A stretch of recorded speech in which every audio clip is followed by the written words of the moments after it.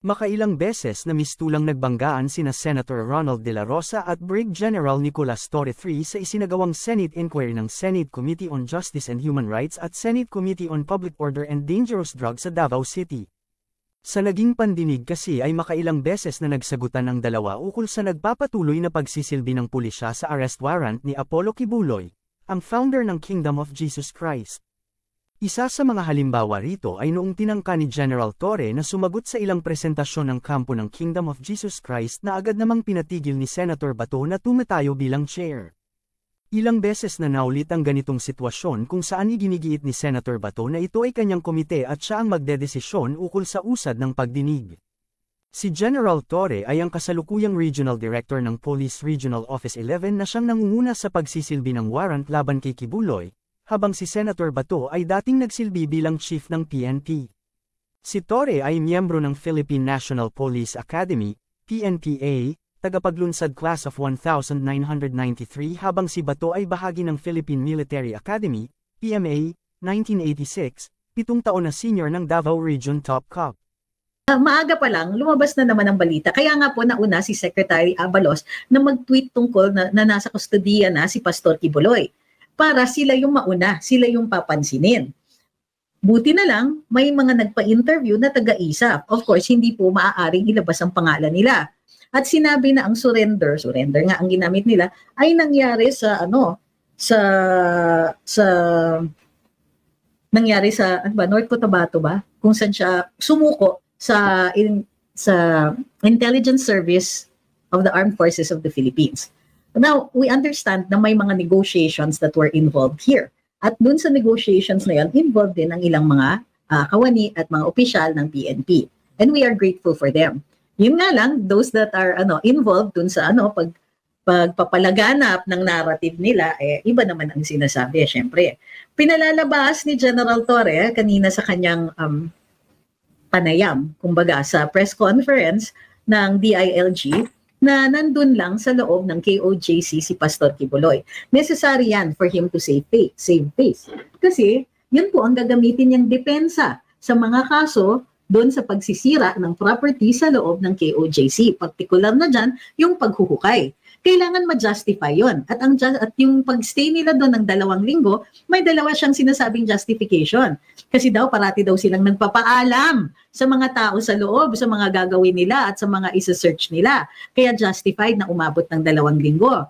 Bukod pa doon, alam nila na nandun. At ito nga, dahil sa surrender, alam nila na tama sila sa paghuhukay kasi it was just a matter daw of pinpointing kung nasaan sa loob ng compound si Pastor. On all counts, propaganda yan. Okay? Alam niyo kung bakit?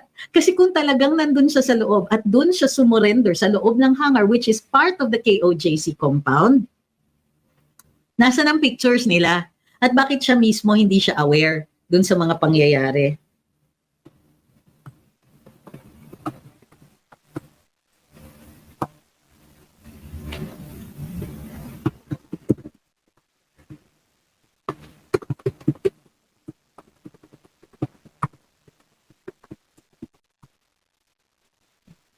Sabi ni Silent Supporter, mali-mali ang script nila. Hindi sila nag-usap-usap.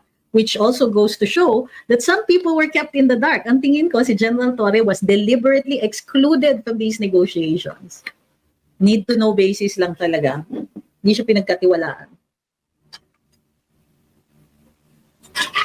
Kasi kung pinagkatiwalaan siya, he would have asked, set up natin para magmukhang dito siya sa loob ng surrender. Wala eh. They did not even provide him with evidence na para mapatapalan siya, 'di ba? Binigyan na lang siya ng seat doon sa conference, sa press conference.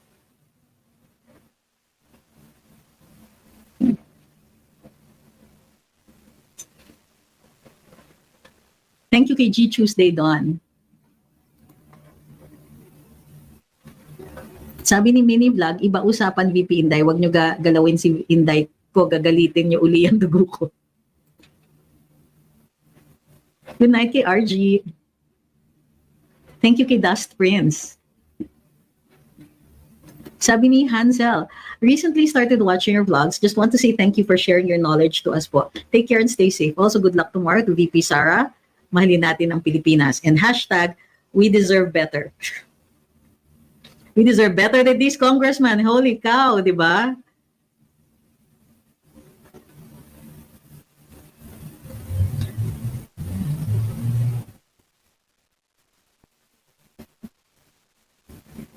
Yun, sabi ni Ma'am Sinaida, we prefer to love Pastor Kibuloy than the corrupt Congress, and we love Sara Duterte.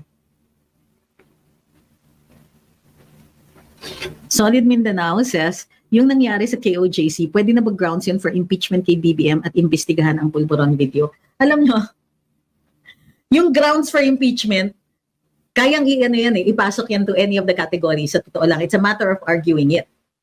Impeachment, wag na tayo pong magkunwarian. It's a numbers game. Yun lang. Kung gusto nilang ipa-impeach, may impeach. Ganun lang po yun. My Rain, thank you very much. Sabi ni Zino, nagigigil na ako sa mga crocs po.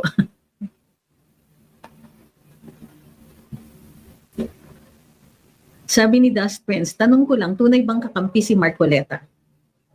Ganito po ang politika. Yung mga tunay-tunay na yan, mahirap ka po mahirap po magsalita. Well, not magsalita. Ganito yun eh. Everything is strategy at dapat natutunan natin yan kay Presidente Duterte. Halimbawa, gaya ng diniscuss natin kahapon, hindi po tayo, posibleng hindi tayo sumang-ayon sa lahat ng ipatatakbo sa slate ng PDP laban. Bakit? Yung iba dyan, strategic candidates. Halimbawa, yung iba talaga naglalagay ng artista. Kasi crowd drawer sila sa mga rally. Pag napapunta mo yung mga tao sa mga rally, makikinig sila, baka ma-convince yung mga pumupunta sa rally to vote a certain way.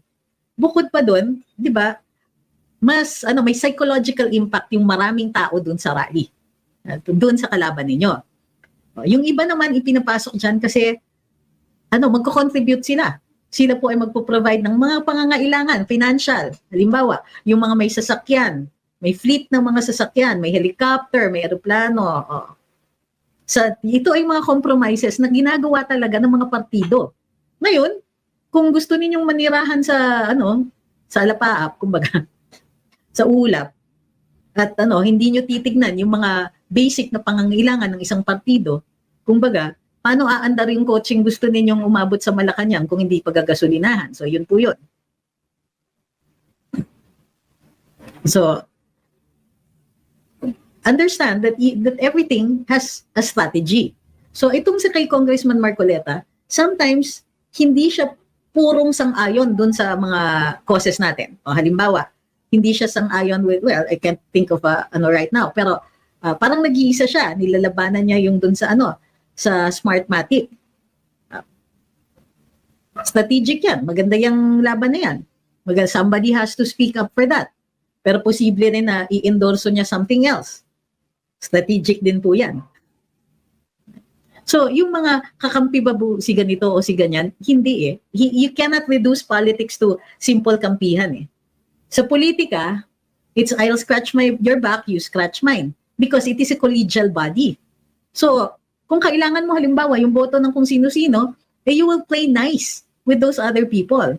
So, kunwari, kulang ka na lang ng 5 boto para maipasa yung very important na legislation mo na alam mong ikabubuti ng taong bayan. Pikit lunok, lapit ka na dun sa Makabayan Block. Kasi 7 yata ang boto nila. So that is how politics works. Wag naman po tayo yung mga kumbaga resistant sa real talk. So ang tingin ko dyan, what is important is kung sino ang kakampi mo on the important issues. O halimbawa, impeachment, sino ba? Kung magbibilang tayo, sino ba dyan ang takot kay Inday? Sino ba dyan ang hindi takot kay Inday? Sino ba dyan ang may history against her? Sino ba dyan ang may history na for her? Kahit na tumatanggap sila dun sila namimigay dun sa Santa Claus sa loob ng Kongreso. Ang importante is titingnan natin kung sila po ay boboto para sa para kay Inday. Okay, so yung mga kakampi, hindi, most of the time, ang kampihan dyan is per issue. May mga times talaga na kahit sila hindi magkakasundo sa mga issues. So, kampihan only on the most essential things. Tayo, on the other hand, dahil hindi tayo mga kongresista, we can afford to say na it's all or nothing for me. Yan.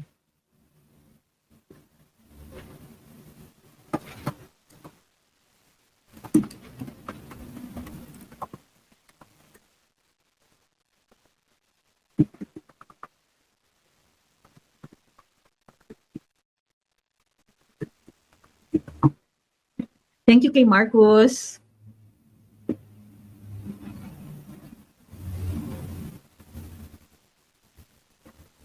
Sir Ju says, can't wait for the filing of COC and I'm happy to see you one of candidates for senatorial. Medyo malabo po yun. Thank you kay I am Jeweler for following. Marcos, thank you very much. Ayus, thank you very much. For you, how to choose the right candidate sa election, it's all about balance. Pero depende rin eh. Halimbawa, if we had the luxury of being able to choose individual candidates, it will be about their merits and demerits yan. Kung matagal na po silang nakaupo, how did they vote on certain key issues? Number one yan. On divorce. Para sa akin, pro-divorce ako. So, titingnan ko kung yung kandidatong gusto kong i-endorse ay pro-divorce. Kung anti-divorce at nagwo-work pa actively against it, ay good luck, basura yan.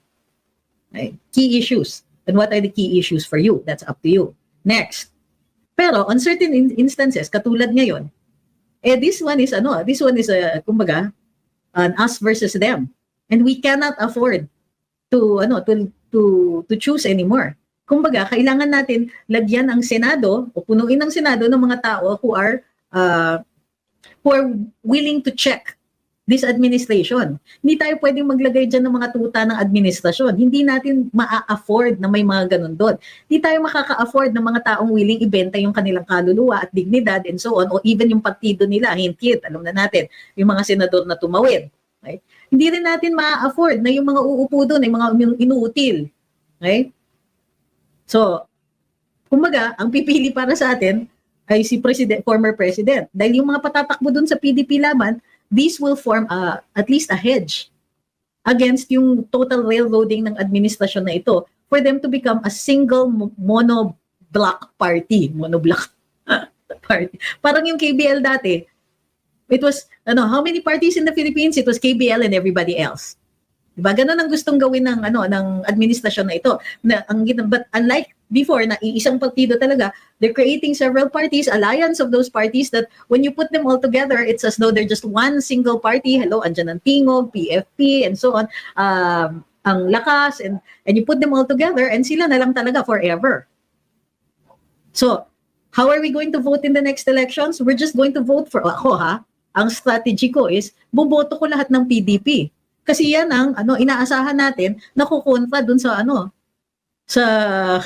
sa parang bulldozer na administrasyon na ito.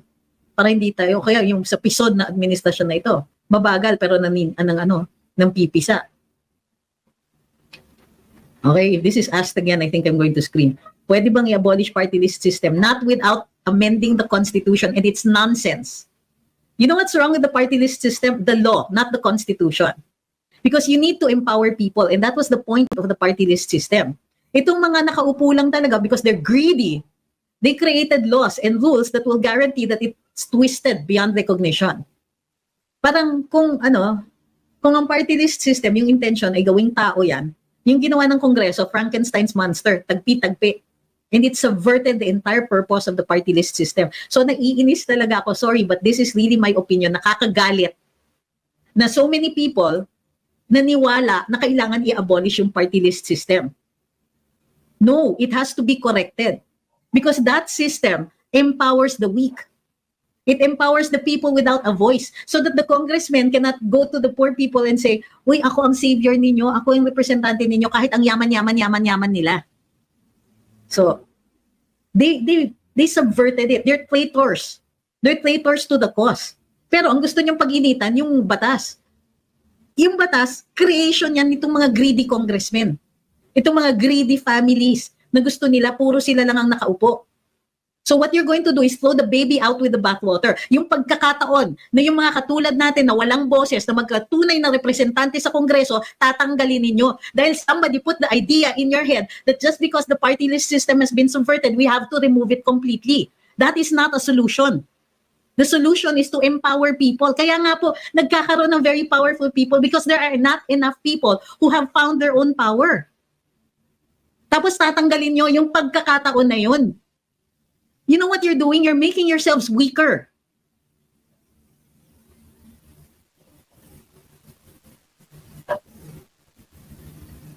I've been talking about it for years already. Na it is not the fault that the Constitution has it. Ba't ang daming party list? Because wala namang wala namang nagsasabi na kailangan ilimita yung number of, meron actually. May limitation yan, yung dami. That's your impression. Pero nakalagay sa sa batas kung ilan na nga pwede. It's a percentage of the total number of congressmen.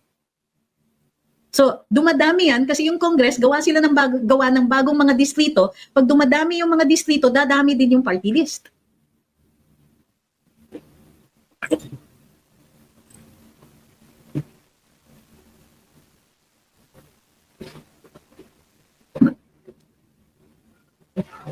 Di ba?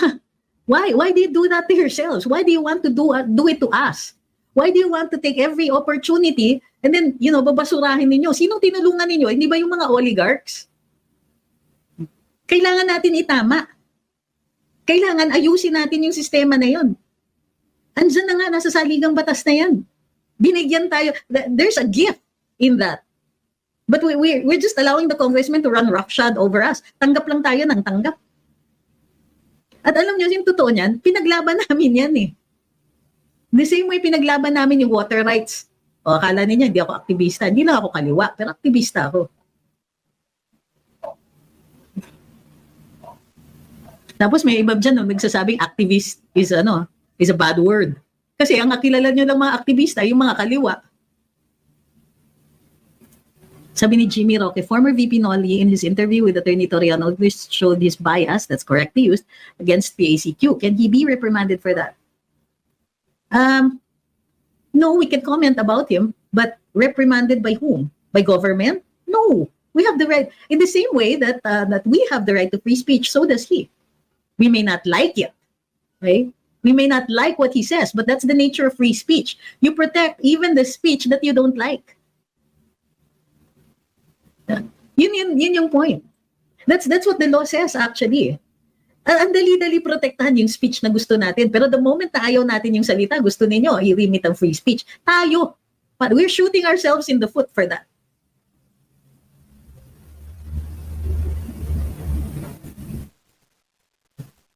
Sabi ni Adorable, di mo pwede i-identify na lang mga marginalized groups na pwede maging party list. So ngayon, iha-handcuff mo ang sarili mo.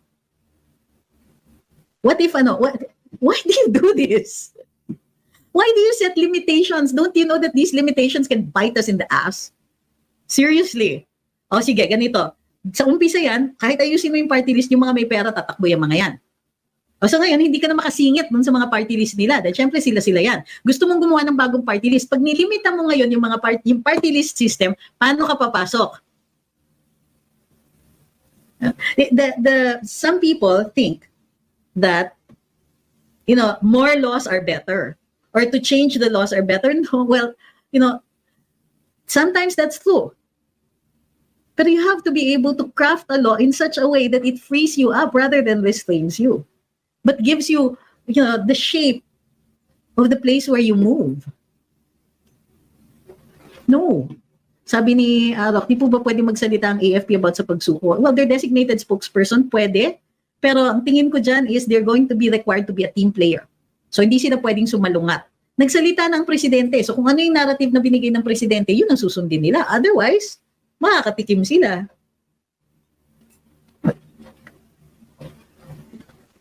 Sally Dave, thank you very much. You're welcome to your creative hero.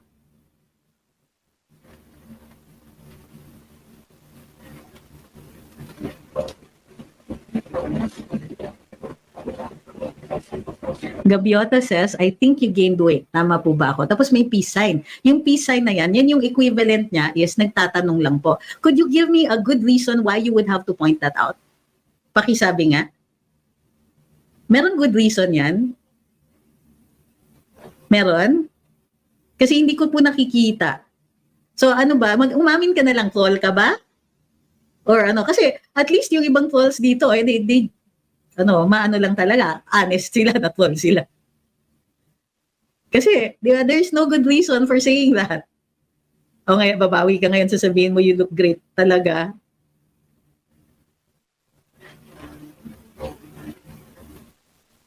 Okay, sige, no offense daw. Chanelas, thank you very much. 38, 39, wow, 39 roses, taray, ah. Thank you very much.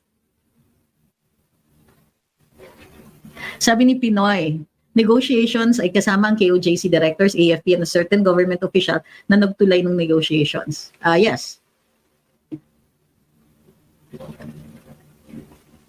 Malditang Visayas says, naniniwala ako sa mga sinasabi ninyo kahit ilang beses nang na-take down yung FB ko, go post pa rin. Ay, maraming salamat po. Pero ako, to protect your if yung account mo is the personal one and you have pictures there and important memories, gawa kayo ng iba. With a different phone number. Para pag nagurgur yun, hindi ma-affect yung mga memories mo or pictures mo yung mga naandun. Hindi po ako stressed. Stop putting words into my mouth or stop trying to interpret my expressions or even the tone of my voice. Listen to the words. Thank you kay Chanelas, kay Dust Prince, kay Sean, kay Dust Prince uli, kay Chanelas like a million times. Again, thank you very, very much. Kay Sally Dave at kay JJ De La Peña. Sabi ni Jean Griffin, kakatawa credit grab ni na Ben-Hur. Uy, Ma'am Alice, thank you very much. Hindi siya Alice Bua. Sabi ni Jean Griffin, kakatawa talaga credit grab ni na Ben-Hur. Abalos at Marbil, sila yung main face sa press con with Kipur.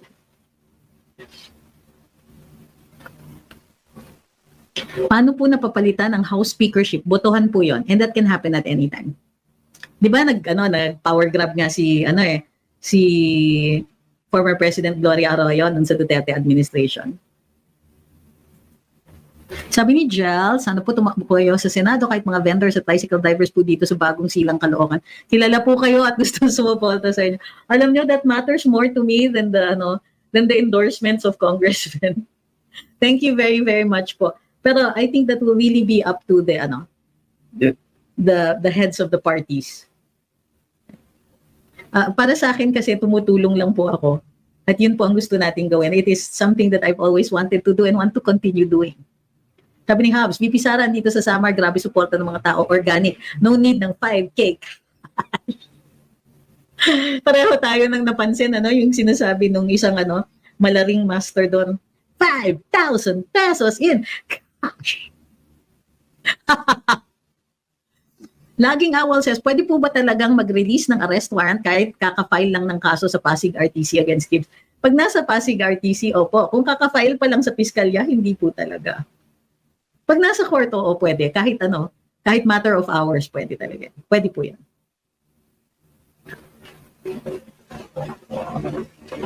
Ito sabi ni Paul, the problem is the Filipino people can't stand on their own due to rich people and politicians. That's why you have to fight. Diba? They will keep doing this. Left to their own devices, they will grab more power, grab more money, and so on. And, para sa kanila, there are some, not saying all of them, na it's not enough for them to be rich. We have to be poor.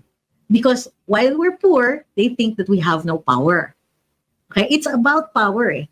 Hindi enough para sa kanila na, ay, mayaman ako, may power ako. Kailangan powerless ka at hindi ka mayaman. Because money can sometimes translate into power. But it doesn't always have to be that way. As long as we fight. And you know what?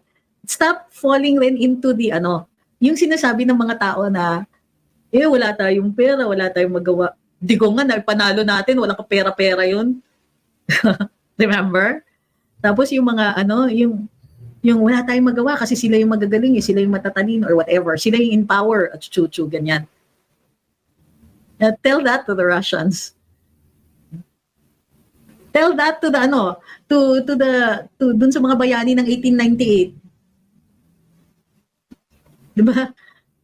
That's what pugad ka ng diba? Pugad ka ng magiting or bayani. When called upon to do something, then we must do something. But also the other thing is that we seem to think that 1898 was won during the battles. No. The battles were the last part. We had the propagandists, sina Rizal, sina Luna, who wrote about atrocities, who reminded us, who told us, who exposed the true condition of Filipinos at the time. We weren't Filipinos then, pero yung mga tayo, mga hampas lupang natibo. Diba? Speaking is doing something, writing is doing something. Hiyang-hiya naman ako pag sinasabi ng mga tao, wala ba tayong gagawin? Magsasalita lang ba tayo? Yung hiya naman siguro si Jose Rizal sa inyo, di ba?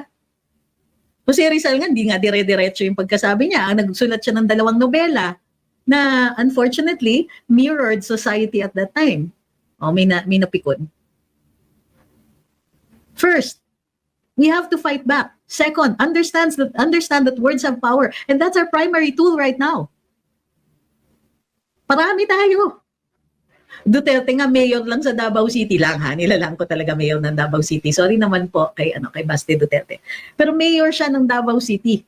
At walang dumiretso until Duterte, walang dumiretso na mayor na biglang nakatapult into Malacanang. They said it couldn't be done, but we did it. They said he had no money, but there he was, 6 years. They said natatrabahuhin siya ng mga oligarko. Yes, they did, but they didn't get him out. Because we stood in the way. We have fought before. I don't think we've even stopped fighting. Because we had to fight for Duterte the whole time that he was in Malacanang. 6 years.